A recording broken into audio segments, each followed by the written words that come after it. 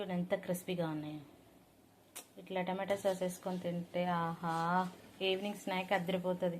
Hi అండి, ఈరోజు మనం ఆలు పునుగులు చేసుకుందాం.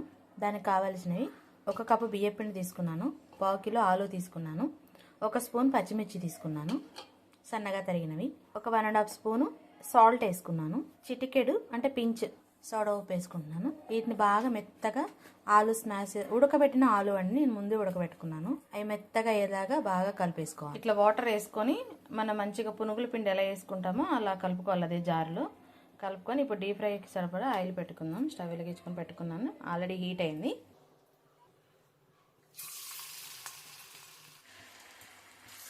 చూడండి, మీడియం ఫ్లేమ్లో పెట్టుకొని ఇలా గోల్డ్ కలర్ వచ్చే వరకు వేయించుకోవాలి. ఇప్పుడు మనం తీసేసుకుందాం.